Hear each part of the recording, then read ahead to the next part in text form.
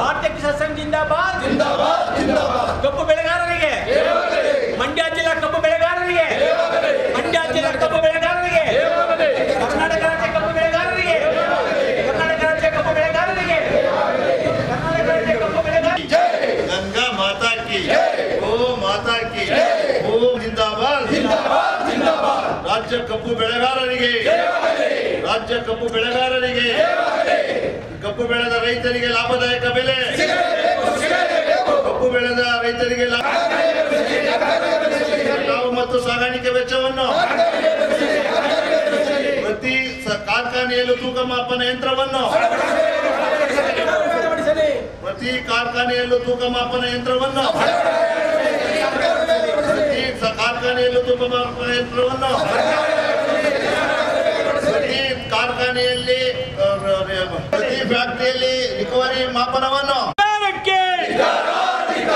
ರೈತರನ್ನು ದಮನ ಮಾಡುತ್ತಿರುವ ಕಾಂಗ್ರೆಸ್ ಸರ್ಕಾರಕ್ಕೆ, ರೈತ ವಿರೋಧಿ ಕೃಷಿ ಸಚಿವ ಚಲುವರಾಯ ಸ್ವಾಮಿಗೆ, ರೈತ ವಿರೋಧಿ ಚಲುವರಾಯ ಸ್ವಾಮಿಗೆ, ರೈತ ವಿರೋಧಿ ಮುಖ್ಯಮಂತ್ರಿ ಸಿದ್ದರಾಮಯ್ಯನಿಗೆ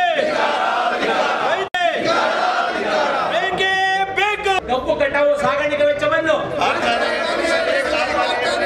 ಕಬ್ಬು ಕಟಾವು ಸಾಗಾಣಿಕೆ ವೆಚ್ಚವನ್ನು, ಫ್ಯಾಕ್ಟರಿಗಳಿಗೆ ತೂಕ ಮಾಪನ ಯಂತ್ರವನ್ನು, ರೈತರಿಗೆ ಲಾಭದಾಯಕ ಬೆಲೆಯನ್ನು ಬೇಕೇ ಬೇಕು, ಬೇಕೇ ಬೇಕು, ಬೇಕೇ ಬೇಕು. ರಾಜ್ಯ ಕಬ್ಬು ಬೆಳೆಗಾರರಿಗೆ, ರಾಜ್ಯ ಕಬ್ಬು ಬೆಳೆಗಾರರಿಗೆ, ರಾಜ್ಯ ಕಬ್ಬು ಬೆಳೆಗಾರರಿಗೆ ಕೃಷಿ ಸಚಿವ ಚಲುವರಾಯ ಸ್ವಾಮಿಗೆ, ಕೃಷಿ ಸಚಿವ ಚಲುವರಾಯ ಸ್ವಾಮಿಗೆ,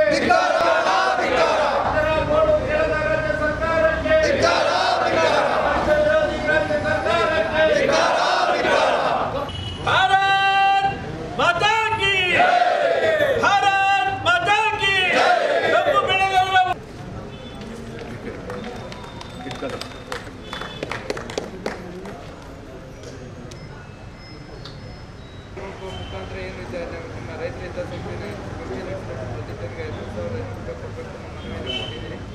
ಅದನ್ನು ನಾವು ಶೀಘ್ರವೇ ಮಾನ್ಯ ಮುಖ್ಯಮಂತ್ರಿಗಳ ಏನಿವತ್ತು ಉತ್ತರ ಕರ್ನಾಟಕ ಭಾಗದಲ್ಲಿ ಕಬ್ಬು ಬೆಳೆಗಾರರು ಪ್ರತಿಭಟನೆಯನ್ನು ಮಾಡ್ತಾ ಇದ್ದಾರೆ. ಆ ಪ್ರತಿಭಟನೆಗೆ ಬೆಂಬಲಿಸಿ ಇವತ್ತು ನಾವು ಜಿಲ್ಲಾಧಿಕಾರಿಗಳಿಗೆ ಮನವಿಯನ್ನು ಕೊಡ್ತಾ ಇದ್ದೀವಿ ಸರ್ಕಾರಕ್ಕೆ.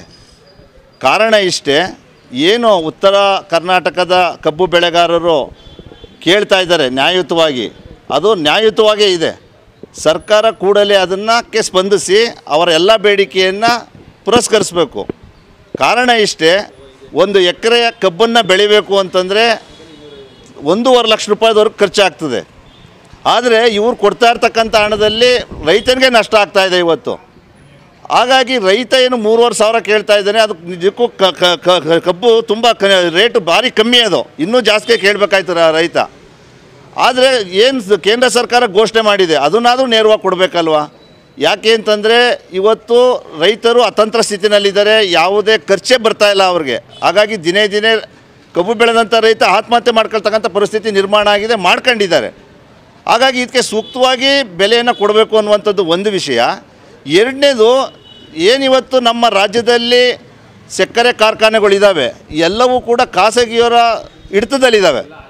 ಆ ಖಾಸಗಿಯವರೆಲ್ಲರೂ ಬಹುತೇಕರು ರಾಜಕಾರಣಿಗಳು, ಅದು ನಮ್ಮ ವಿಪರ್ಯಾಸ. ಅದರಿಂದ ಸಂಪೂರ್ಣವಾಗಿ ಈ ಲಾಬಿಯನ್ನು ಇವರು ಇಟ್ಕೊಂಡು ರೈತರಿಗೆ ವಂಚಿಸ್ತಾ ಇದ್ದಾರೆ. ಯಾತ್ಯಾತಲ್ಲಿ ವಂಚಿಸ್ತಾ ಇದ್ದಾರೆ? ಇವತ್ತು ಕಬ್ಬಿನ ಉಪ ಉತ್ಪನ್ನಗಳೇನಿದೆ ಆ ಉಪ ಉತ್ಪನ್ನಗಳ ಬೆಲೆ ಬೆಳೆದಂಥ ರೈತನಿಗೆ ಸಿಗ್ತಾ ಇಲ್ಲ. ಎರಡನೇದು, ತೂಕದಲ್ಲಿ ಮೋಸ ಆಗ್ತಾಯಿದೆ. ಮೂರನೇದು, ಏನು ರಿಕವರಿ ಅಂತ ಹೇಳ್ತಾರೆ 10.25 ಅಂತ ರಿಕವರಿ ಬಗ್ಗೆ ಮಾತಾಡ್ತಾರೆ, ಈ ರಿಕವರಿಯನ್ನು ನ್ಯಾಯಯುತವಾಗಿ ಮಾಡ್ತಾ ಇಲ್ಲ. ಹಾಗಾಗಿ ಸಾಗಾಣಿಕೆ ವೆಚ್ಚ ಮತ್ತು ಏನು ಕಟಿಂಗ್ ಚಾರ್ಜ್ ಇದೆ ಇದನ್ನು ಕೆಲವು ಕಡೆ ಕೊಡ್ತಾನೇ ಇಲ್ಲ. ಹಾಗಾಗಿ ಇವೆಲ್ಲವೂ ನ್ಯಾಯಯುತವಾದಂಥ ಬೇಡಿಕೆ. ಇವೆಲ್ಲವನ್ನು ಯಾವ ರೀತಿ ಬಗೆಹರಿಸಬೇಕು ಸರ್ಕಾರ? ಒಂದು, ನಿಮಗೇನಾದರೂ ಅಷ್ಟು ಬಿಗಿ ಹಿಡ್ತಾ ಹಾಕಿದರೆ, ಯಾರು ಕಾರ್ಖಾನೆ ಮಾಲೀಕರು ಅವರು ರಾಜಕಾರಣಿಗಳು ತುಂಬ ಬಿಗಿ ಹಿಡ್ತಾ ಹಾಕ್ಬಿಟ್ಟವ್ರೆ ಅಂತ ಅನ್ನೋದಾದರೆ, ಬೇರೆ ರಾಜ್ಯಗಳಲ್ಲಿ ಕೊಡ್ತಾ ಇರೋ ನೀವು ಪ್ರೋತ್ಸಾಹಧನ ಕೊಡಿ. ಮಹಾರಾಷ್ಟ್ರದಲ್ಲಿ ಪ್ರೋತ್ಸಾಹಧನ ಕೊಡ್ತಾಯಿದ್ದಾರೆ, ಮಧ್ಯಪ್ರದೇಶದಲ್ಲಿ ಪ್ರೋತ್ಸಾಹಧನ ಕೊಡ್ತಾಯಿದ್ದಾರೆ, ಪಂಜಾಬಲ್ಲಿ ಪ್ರೋತ್ಸಾಹಧನ ಕೊಡ್ತಾಯಿದ್ದಾರೆ, ಉತ್ತರ ಪ್ರದೇಶದಲ್ಲಿ ಪ್ರೋತ್ಸಾಹಧನ ಕೊಡ್ತಾಯಿದ್ದಾರೆ. 400ರಿಂದ 500 ರೂಪಾಯಿವರೆಗೆ ರಾಜ್ಯ ಸರ್ಕಾರಗಳು ಪ್ರೋತ್ಸಾಹಧನ ಕೊಡ್ತಾಯಿದೆ. ಸ್ವಾಮಿ ನೀವ್ಯಾಕೆ ಮೀಣ ಮೇಸೆ ಎಣಿಸ್ತಾ ಇದ್ದೀರಿ ಮಾನ್ಯ ಮುಖ್ಯಮಂತ್ರಿ ಸಿದ್ದರಾಮಯ್ಯವರೇ? ನೀವು ಕೂಡ ಕೊಡ್ಬೋದಲ್ವಾ? ರೈತ ಅತಂತ್ರ ಸ್ಥಿತಿಯಲ್ಲಿದ್ದಾನೆ. ಇವತ್ತು ಹೆಚ್ಚಿನ ಪ್ರಮಾಣದ ಹಣ ನಿಮಗೆ ಸಿಗ್ತಾ ಇರೋದು ಯಾವುದು? ಸರ್ಕಾರಕ್ಕೆ ಹೆಚ್ಚಿನ ಪ್ರಮಾಣದ ಹಣ ಸಿಗ್ತಾ ಇರೋದು. ಸರ್ಕಾರ ಮತ್ತು ಖಾಸಗಿ ಕಾರ್ಖಾನೆ ಮಾಲೀಕರಿಬ್ಬರು ಅಣ್ಣ ತಮ್ಮದಿರಾಗಿ ಭಾಗವನ್ನು ಹಂಚ್ಕೊಳ್ತಾ ಇದ್ದೀರಿ. ರೈತನಿಗೆ ಕೈ ಕೊಡ್ತಾ ಇದ್ದೀರಿ, ನೀವಿಬ್ಬರು ಸಿಹಿ ಉಣ್ತಾ ಇದ್ದೀರಿ. ನೀವು ಎಲ್ರಿಗೂ ಅರ್ಥ ಆಗ್ತಾ ಇದೆ ಇದು. ಯಾಕೆ ಅಂತಂದರೆ ಯಾವುದೇ ರೈತ ಕಬ್ಬ ಬೆಳಿಬೇಕು ಅಂದರೆ 1.5 ಲಕ್ಷ ರೂಪಾಯಿ ಹಣ ಖರ್ಚಾಗ್ತದೆ. ಖಂಡಿತ ನೀವು ಯಾವ ಡಿಬೇಟ್ಗಾರ ಬನ್ನಿ, ಸರ್ಕಾರ ಓಪನ್ ಚಾಲೆಂಜ್ ಮಾಡ್ತೀವಿ ನಾವು. ಅಷ್ಟು ಹಣ ನಮಗೆ ಕಬ್ಬನ್ನು ಕಾರ್ಖಾನೆ ಹೊಡೆದ್ರೆ ಬರುವುದೇ ಇಲ್ಲ. ನಮಗೆ ಹೆಂಗೆ ಜೀವನ ಮಾಡ್ಬೇಕು ನಾವು ನಿಮ್ಮ ಮಕ್ಕಳಾಗೆ ನಮ್ಮ ಮಕ್ಳಿಗೂ ವಿದ್ಯಾಭ್ಯಾಸ ಕೊಡಿಸ್ಬೇಕಲ್ವಾ? ನಾವು ನಿಮ್ಮ ಮಕ್ಕಳಾಗೆ ನಮ್ಮ ಪರಿವಾರಕ್ಕೂ ಆರೋಗ್ಯ ಕೊಡಿಸ್ಬೇಕಲ್ವಾ? ನಾವು ನಿಮ್ಮಂತೆ ಸಮಾಜದಲ್ಲಿ ಗೌರವಯುತವಾಗಿ ಬದುಕಬೇಕಲ್ವಾ? ಹೇಗೆ ಬದುಕಲಿಕ್ಕೆ ಸಾಧ್ಯ ನಾವು ಹೇಳಿ ಮುಖ್ಯಮಂತ್ರಿಗಳೇ? ನೀವು ವೋಟ್ ಬ್ಯಾಂಕ್ಗೋಸ್ಕರ ಬೇರೆ ಥರದ್ದು ಎಲ್ಲನೂ ಓಲೈಕೆ ಮಾಡ್ತೀರಿ, ಆದರೆ ರೈತರನ್ನ ಯಾಕೆ ನಿಷ್ಠುರವಾಗಿ ಕಾಣ್ತೀರಿ? ಏನೇ ಆದರೂ ನಮ್ಮ ಕೈ ಹಿಡಿತಾರೆ ಅನ್ನುವಂಥದ್ದು ಏನು ನಿಮಗೆ?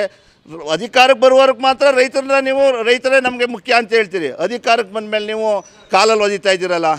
ಯಾಕೆ ಅಂತ ಹೇಳಿದ್ರೆ ಇವತ್ತು ನೀವು ಅರ್ಥ ಮಾಡ್ಕೊಳ್ಳಿ, ಒಬ್ಬ ಗ್ರಾಮ ಪಂಚಾಯಿತಿ ಸದಸ್ಯ ಆಯ್ಕೆ ಆಗಬೇಕು ಅಂತಂದರೆ ರೈತನ ಓಟು ಮುಖ್ಯ. ಅಂಥದ್ರಲ್ಲಿ ಇವತ್ತು ನಿಮಗೆ 140 ಸೀಟ್ವರೆಗೂ ಬಂದದೆ ಅಂತಂದರೆ ಅದು ಈ ಕರ್ನಾಟಕ ರಾಜ್ಯದ ರೈತನ ಭಿಕ್ಷೆ. ಆ ಭಿಕ್ಷೆಯನ್ನು ಪಡ್ಕೊಂಡು ನೀವು ಅವನ್ನ ಕಾಲಲ್ಲಿ ಒದಿತಾ ಇದ್ದೀರಲ್ಲ, ಯಾವ ನ್ಯಾಯ ನಿಮ್ಮದು? 1 ವಾರದವರೆಗೂ ಸ್ಟ್ರೈಕಲ್ಲಿ ನಡೀತಾ ಇದ್ರು, ನಿಮ್ಮ ಯಾವುದೇ ಸರ್ಕಾರಿ ಸಕ್ಕರೆ ಸಚಿವರು ಅಲ್ಲಿ ಹೋಗಿಲ್ವಲ್ಲ. ಇದು ಯಾವ ಉದ್ದಟತನ?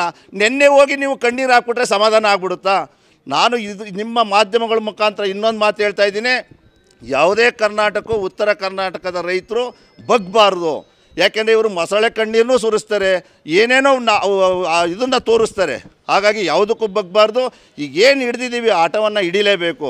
ಮತ್ತೊಂದು ವಿಪರ್ಯಾಸ ಅಂತ ಹೇಳಿದ್ರೆ 3200 ರೂಪಾಯಿನ ಕೊಟ್ಟು ಸಾಗಾಣಿಕೆ ವೆಚ್ಚ ಮತ್ತು ಕಟಿಂಗ್ ಚಾರ್ಜ್ ಎರಡನ್ನೂ ಉತ್ತರ ಕರ್ನಾಟಕದಲ್ಲಿ ಮಾಡ್ಕೋತೀವಿ ಅಂತ ಹೇಳ್ತಾ ಇದ್ದೀರಿ. ಆದರೆ ನಮ್ಮ ರೈತರು 3.5 ಕೇಳ್ತಾ ಇದ್ದಾರೆ, ಅದು ಸತ್ಯ ಇದೆ, ಕೊಡಲೇಬೇಕು. ಆದರೆ ದಕ್ಷಿಣ ಕರ್ನಾಟಕದ 9 ಫ್ಯಾಕ್ಟ್ರಿ ರೈತರುಗಳು ಏನು ಕರ್ಮ ಮಾಡಿದ್ದೋ ನಾವು? ನಮಗೆ 3300 ರೂಪಾಯಿ ಕೊಟ್ಟು ಕಟ್ಟಿಂಗು ಮತ್ತು ಟ್ರಾನ್ಸ್ಪೋರ್ಟೇಷನ್ ಎರಡೂ ನಮ್ಮ ಕೈಲಿ ಹಾಕ್ಸಿದ್ರಲ್ಲ ನೀವು. ಅಲ್ಲಿಗೆ 1000 ರೂಪಾಯಿಗಿಂತ ಹೆಚ್ಚಿಗೆ ಟ್ರಾನ್ಸ್ಪೋರ್ಟೇಷನ್ನು ಮತ್ತು ಕಟ್ಟಿಂಗ್ ಹೋಗ್ತದೆ. ಯಾಕೆಂದರೆ ಗದ್ದೆಯಿಂದ ಆಚೆಗೆ ಇರಬೇಕು ಅಂದರೆ 250-300 ರೂಪಾಯಿ ಕೊಡಬೇಕು ಒಂದು ಟನ್ಗೆ. ಕಟ್ಟಿಂಗ್ ಚಾರ್ಜ್ 500 ರೂಪಾಯಿ ಕೊಡಬೇಕು ಒಂದು ಟನ್ಗೆ. ಅದೇ ರೀತಿ ಫ್ಯಾಕ್ಟ್ರಿ ಹತ್ರ ಬರಬೇಕು, ಅದು ಲಾರಿಯಲ್ಲಿ ಟ್ರ್ಯಾಕ್ಟ್ರಲ್ಲಿ ಅಂತಲೇ 300 ರೂಪಾಯಿ ಕೊಡಬೇಕು ಟನ್ಗೆ. ಇವೆಲ್ಲವೂ ಹೋದರೆ 2200-300 ರೂಪಾಯಿ ಉಳಿತದಲ್ಲ. ಅಲ್ಲ ಸ್ವಾಮಿ, ಒಂದು ಎಕರೆಗೆ 50 ಟನ್ ಬರೆದ್ರೆ 1 ಲಕ್ಷ ಬರ್ತದಲ್ಲ. ನಾವು ಖರ್ಚು 1.5 ಲಕ್ಷ ಆಗುತ್ತಲ್ಲ. ಇದು ಯಾವ ನ್ಯಾಯ ಇದು? ದಯವಿಟ್ಟು ಪ್ರಜ್ಞಾವಂತ ಸಮಾಜ ದಯವಿಟ್ಟು ಇದನ್ನು ಎಚ್ಚರಿಸಿ. ಯಾಕೆಂದರೆ ರೈತ ಉಳಿದ್ರೆ ದೇಶ ಉಳಿದು. ಯಾವುದೇ ಜೆರಾಕ್ಸ್ ಮಿಷಿನಲ್ಲಿ ಏನೂ ಬರೋದಿಲ್ಲ ಸ್ವಾಮಿ, ಯಾವುದೇ ಉಪಗ್ರಹದಿಂದ ಏನೂ ಉದುರೋದಿಲ್ಲ. ಏನೇ ಮಾಡಬೇಕು ಅಂದರೆ ಭೂಮಿಯಿಂದೇ ಬರಬೇಕು, ಏನೇ ಮಾಡಿದ್ರು ರೈತನೇ ಮಾಡಬೇಕು. ಅಂಥ ರೈತನ ಸ್ವತಂತ್ರ ಬಂದು 75 ವರ್ಷ ಕಳೆದ್ರೂ ಇಂಥ ನಿಷ್ಠೂರ ಸ್ಥಿತಿನಲ್ಲಿ ನೋಡಬೇಡಿ. ದಯವಿಟ್ಟು ರೈತನ ಬಗ್ಗೆ ಎಲ್ಲ ಕರುಣೆ ತೋರಿ. ರೈತನ ಹೋರಾಟಕ್ಕೆ ಜಯವಾಗಲಿ. ಅಡ್ಯ ರಮೇಶ್ ರಾಜು, ಭಾರತೀಯ ಕಿಸಾನ್ ಸಂಘ ದಕ್ಷಿಣ ಪ್ರಾಂತ ಅಧ್ಯಕ್ಷ. ಬೆಲೆ ಒಂದು ಬೆಲೆ ಇದೆ, ಇಡೀ ದೇಶದಲ್ಲೇ ಒಂದು ಬೆಲೆ ಇದೆ. ಇಡೀ ದೇಶದಲ್ಲಿ 4500 ಒಂದು ರಾಜ್ಯದಲ್ಲಿ 4000 ರೂಪಾಯಿ, ಒಂದು ಸಾರಿ 3500 ಹಿಂಗೆ ಕೊಡ್ತಾ ಇದ್ದಾರೆ. ಆದರೆ ಮತ್ತೆ ಕರ್ನಾಟಕದಲ್ಲಿ ಉತ್ತರ ಕರ್ನಾಟಕ ಒಂದು ದರ, ದಕ್ಷಿಣ ಕರ್ನಾಟಕ ಒಂದು ದರ ಕೊಡ್ತಾ ಇದ್ದಾರೆ. ಈ ಏನು ದಕ್ಷಿಣ ಕರ್ನಾಟಕದಲ್ಲಿ 9 ಫ್ಯಾಕ್ಟ್ರಿ ಇದ್ದವು, ಈ 9 ಫ್ಯಾಕ್ಟ್ರಿಗೂ 3290 ರೂಪಾಯಿ ದರ ಕೊಡ್ತಾ ಇದ್ದಾರೆ. ಈ 3290ರಲ್ಲಿ ಕಟಾವು ದರ 1000 ರೂಪಾಯಿ ಹೋಗುತ್ತೆ.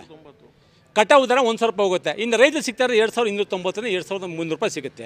ಈ ದರನ ಗಾಣದವರೇ ಕೊಡ್ತಾ ಇದ್ದಾರೆ. ಗಾಣದವ್ರು ಇವತ್ತು 2400 ರೂಪಾಯಿ ಕೊಡ್ತಾವ್ರೆ. 2400 ರೂಪಾಯಿಗೆ 1000 ಕಟಾವು ದರ ಸೇರಿಸಿದ್ರೆ 3000 ರೂಪಾಯಿ ಗಾಣದ ಮಾಲೀಕರಿಗೆ ಕೊಡ್ತಾವ್ರೆ.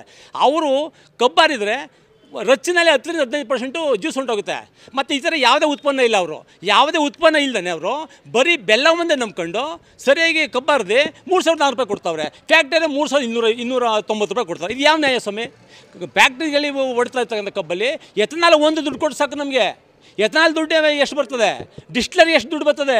ಕೋಜೆನರೇಷನ್ ವಿದ್ಯುತ್ತಿಂದ ಎಷ್ಟು ಬರ್ತದೆ? ಇದೆಲ್ಲ ಸುಮಾರು ಲೆಕ್ಕ ಹಾಕಿದ್ರೆ 15,000 ರೂಪಾಯಿ ಮೇಲೆ ಕಬ್ಬಿಗೆ, ಒಂದು ಟನ್ ಕಬ್ಬಿಗೆ 15,000 ರೂಪಾಯಿ ಮೇಲೆ ಸಿಗುತ್ತೆ. ಆದರೆ ನಮಗೆ ಕೊಡ್ತಾ ಇರೋದಷ್ಟು ಬರೀ 2300 ರೂಪಾಯಿ ರೇಟ್ ಕೊಡ್ತಾ ಇದ್ದಾರೆ. ಆದ್ದರಿಂದ ದಯಮಾಡಿ ಇನ್ನು ಮುಂದಕ್ಕಾದ್ರೂ ನಮಗೂ ಸಹ ಉತ್ತರ ಕರ್ನಾಟಕದ ದರನೇ 3250 ರೂಪಾಯಿ ಕೊಡಬೇಕು, 3550 ರೂಪಾಯಿ ಕೊಡಬೇಕು. ಮತ್ತು ಕಟಾವು ದರ ಮತ್ತು ಕಬ್ಬಿನ ಸಾಗಾಣಿಕೆ ವೆಚ್ಚವನ್ನು ಸರ್ಕಾರ ಬಯಸ್ಕೋಬೇಕು. ಮತ್ತು ವಹಿಸ್ಕೊಂಡು ಕೊಡಬೇಕು. ಮುಂದಿನ ದಿನಗಳಲ್ಲಿ ಮಾಡಿದ್ರೆ ಉಗ್ರ ಪ್ರತಿಭಟನೆ ಮಾಡ್ತೀವಿ. ಮತ್ತು ಈಗ ಹೊಡೆದಿರ್ತಕ್ಕಂಥ ಕಬ್ಬಿಗೆ 500 ರೂಪಾಯಿ ಬೋನಸನ್ನು ಕೊಡಬೇಕು ಅಂತ ನಾವು ಕೇಳ್ಕೊತಾ ಇದ್ದೀವಿ. ಈ ವರ್ಷ ಹೊಡೆದಿರ್ತಕ್ಕಂಥದ್ದು ಏನಾಗಿದೆ ಅಂದರೆ ಒಂದು ಉಪ್ಪಿನ ಮೂಟೆ ದರ 1,800 ರೂಪಾಯಿ ಆಗಿದೆ. ಹೋದ ವರ್ಷ 1,300 ರೂಪಾಯಿ ಇದ್ದದ್ದು ಈಗ 1,800 ರೂಪಾಯಿ ಉಪ್ಪಿನ ರೇಟ್ ಆಗಿದೆ. ಒಂದು ಮೂಟೆಗೆ 5 ರೂಪಾಯಿ ಜಾಸ್ತಿ ಮಾಡಿದ್ದಾರೆ. ಆದರೆ ರೈತರು ಕೊಡ್ತಾರೆ ಅಷ್ಟು ಒಂದು ಟನ್ ಕಬ್ಬಿಗೆ ಬರೀ 50 ರೂಪಾಯಿ ಜಾಸ್ತಿ ಮಾಡಿದ್ದಾರೆ, 100ರಿಂದ 50 ರೂಪಾಯಿ ಜಾಸ್ತಿ ಮಾಡಿದ್ದಾರೆ. ಆದರೆ ದಯಮಾಡಿ ಈಗ ಹೊಡೆದಿರ್ತಕ್ಕಂಥ ಕಬ್ಬಿಗೆ 500 ರೂಪಾಯಿ ಬೋನಸ್ ಎಲ್ಲ ದಕ್ಷಿಣ ಕರ್ನಾಟಕದ ಎಲ್ಲ ಪಡೆಗಳು ಕೊಡಬೇಕು ಅಂತ ಈ ಸಮಯ ಕೇಳ್ಕೊತಾ ಇದ್ದೀನಿ. ನನ್ನ ಹೆಸರು BP ಅಪ್ಪಾಜಿ, ಜಿಲ್ಲಾಧ್ಯಕ್ಷ.